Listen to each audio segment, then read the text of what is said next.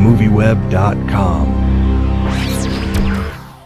So I want to ask you is, I just talked to Famke and she said that the kid in this movie doesn't look anything like her when you set them next to each other. Right. How did you go about making him look so much like her actual child? I honestly think that your brain kind of builds narrative where no narrative exists. So if the movie is saying this is her son, you will struggle to make that make sense, and then it will, and then you don't have to struggle anymore.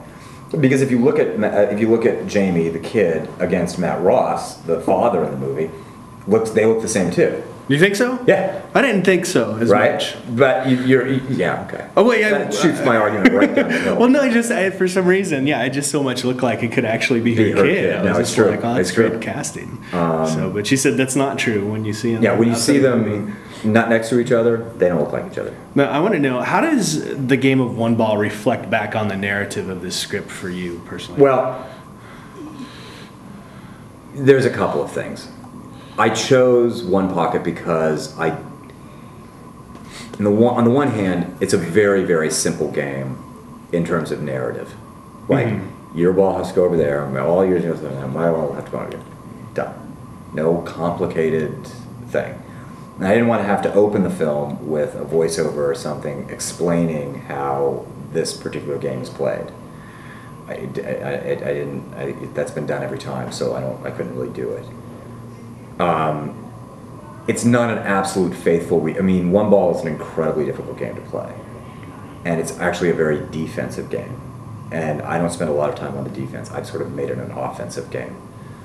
So I used One Pocket because it's narratively kind of easy, but also by default. I can't use 9-ball because of the color of money, and we do only at the very, very end. And I can't use straight or continuous because of the hustle. I needed to unburden this film from the pool of films that had come before it. And that went with everything. That went not only the games that they played, but also the music that's in the film. Like, I couldn't use a really traditional jazz score because that's what The Hustler did. And I don't think it would have worked at all. And Color of Money has a catalog of very, very popular and very expensive songs, and I can't use that. So I needed to find a third way. This film is really a lot of third ways, like find another way of doing it. Yeah. Well, I guess what I was getting at was that the actual story kind of reflects how the game is played. I think that's true. I suppose there is a larger point to be made of,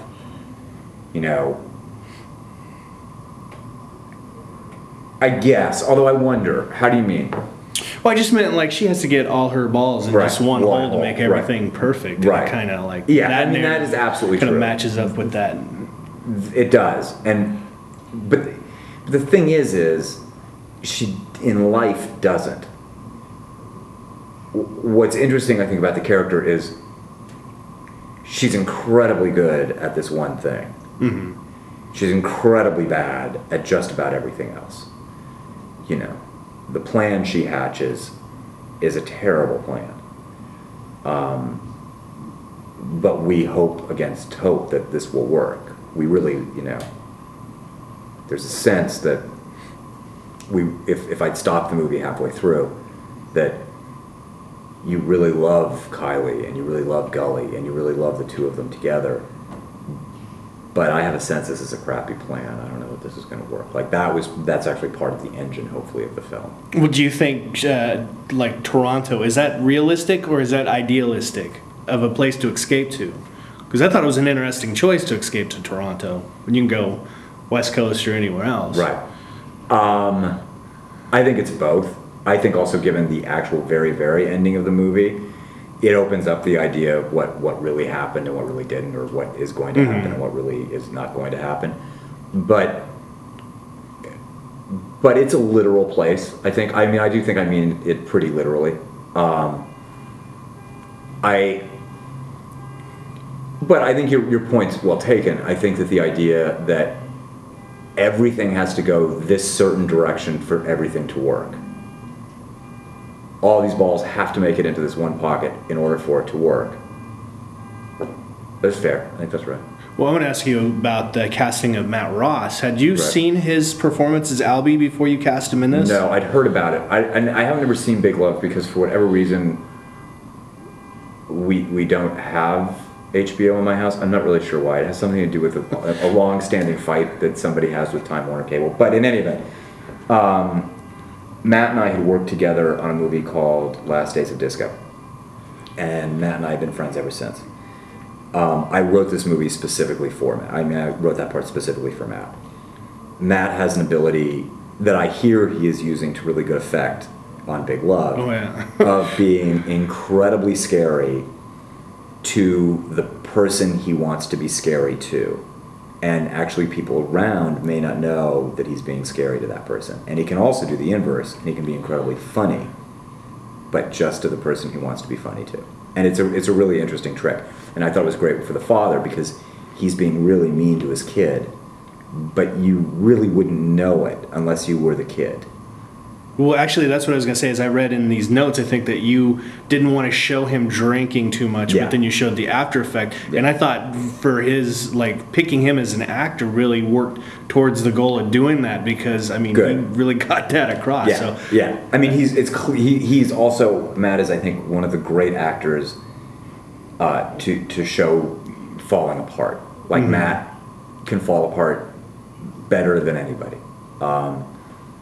You know, and that character is. The character's falling to pieces. It's, you know, he's getting nosebleeds in the middle of places. You know, he's obviously drinking too much. And falling asleep. And he's falling asleep. And he's also, he does the single unforgivable thing in the movie. I mean, he does the one truly bad thing by what he tells the police.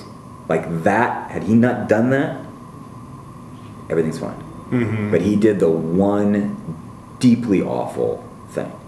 And he did it on purpose. And, you know, I liked that. I liked giving the character clearly enough real estate to choose between doing the right thing and the really wrong thing. And he chose really wrong. But as an audience, when we see him choose that really wrong thing, we know... You know after we see the ending, we know what direction this is going, and it's hard for the audience to accept that. I mean, that's what I talked to Famke about, was that the ending of this movie, you wouldn't get away with it if this was like a big budget movie. No, of course not.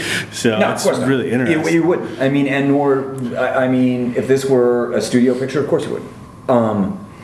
But that's why studio pictures do what studio pictures do, and what we do. And I think that if we had done the inverse, you would say, wow, weird, everything was going along so well, and then there's this strange studio ending.